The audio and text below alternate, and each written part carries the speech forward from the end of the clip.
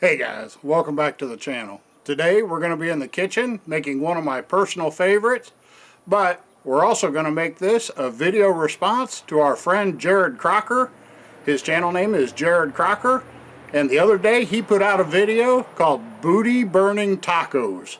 So just for today, we're going to rename our jalapeno jelly the Booty Burning Jelly. So Jared, this one's for you, bud.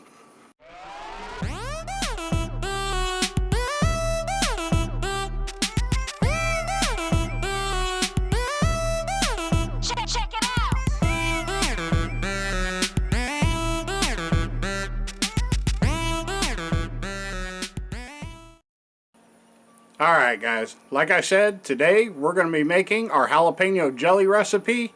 It's a really good recipe that we've adapted from another recipe, but we're going to use, instead of a mixture of peppers, we'll use straight jalapeno peppers, and it comes out really good. And guys, we're going to run through the recipe. I'm going to put it in the description of the video, but we'll show you how we make ours.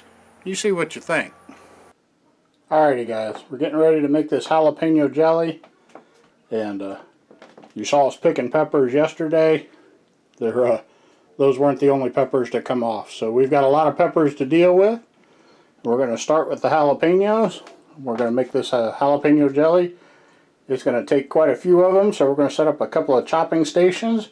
We'll go ahead and get these cleaned up and ready to use, and we'll bring you back and tell you what we're doing. Alrighty guys, we've got a couple different stations set up here. Tina and I are going to work together on this one. She's getting her gloves on. I'm going to need to get some gloves on too here in a second.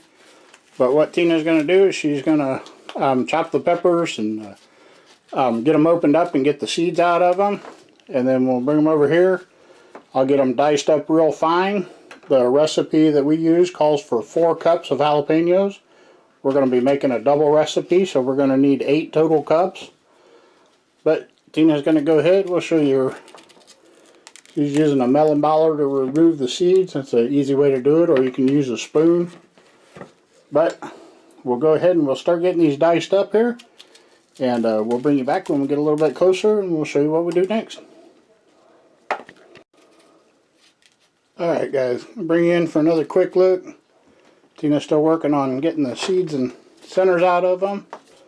Then she puts them over here.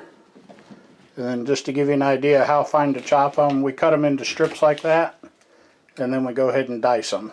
But we're going to keep doing that until we get about 8 cups of peppers, and then we'll move on to the next step. But for right now, we got a whole bunch of gutting peppers to do.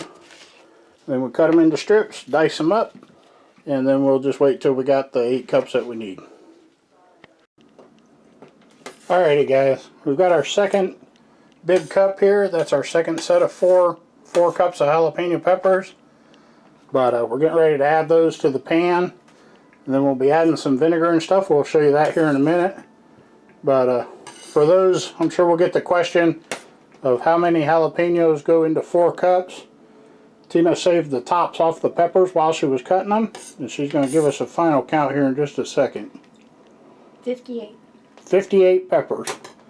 Alright, so if you're going to make the recipe as just a single recipe, 4 cups of chopped jalapenos takes about 58 peppers. And we'll give you a look at the size of our jalapenos. They're very average-ish. They're not large, they're not tiny, but pretty good sized jalapenos there. But one more thing, let's see what slippers you got on. Green. Got your green alligators to make green jelly. Yes. Alright guys. We're going to get these peppers added to the pan, then we'll show you what we do next. Alright guys, we've got our 8 cups of chopped jalapenos in there. That's doubled from 4.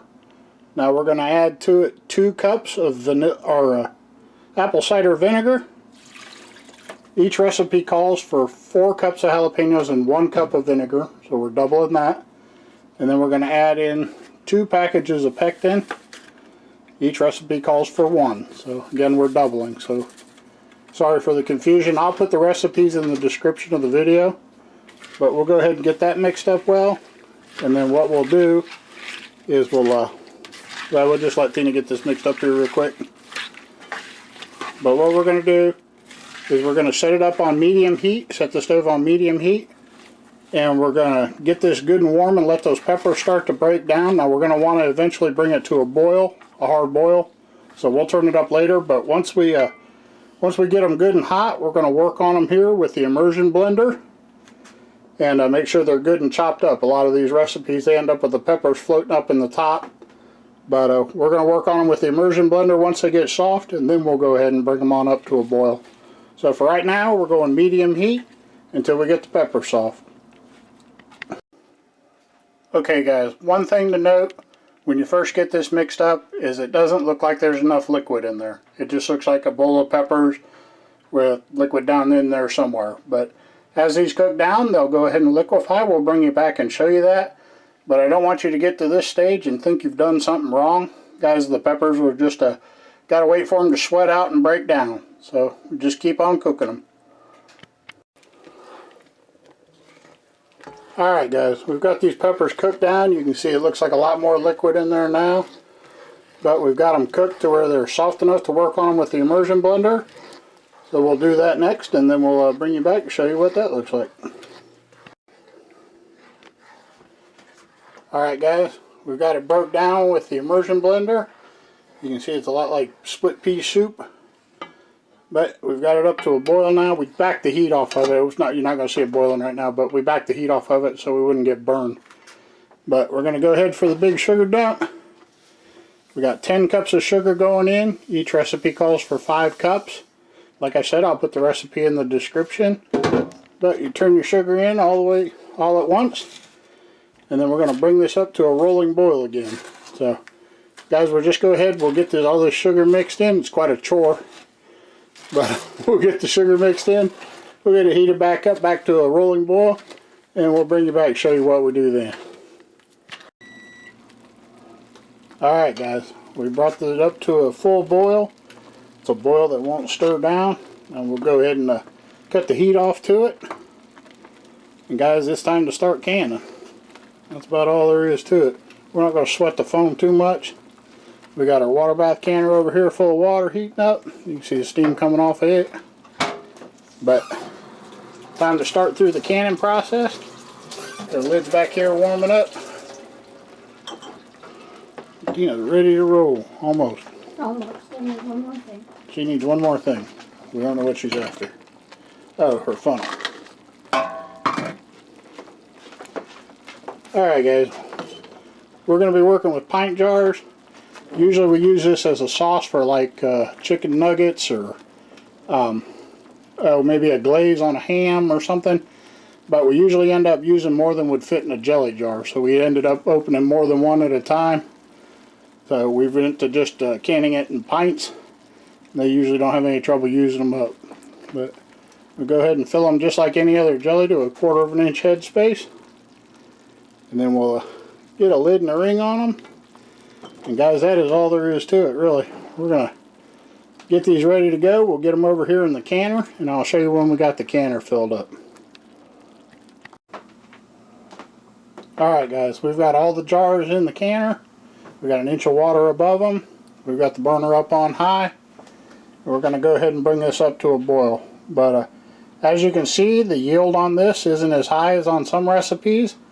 We got 5 pints and a half pint, or what would be 11 half-pint jelly jars. And that's from a double batch.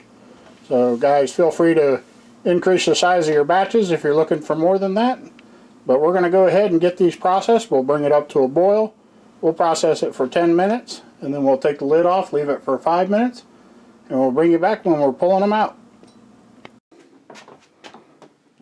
Alright guys, we've had them boiling for 10 minutes and then sitting with the lid off for 5.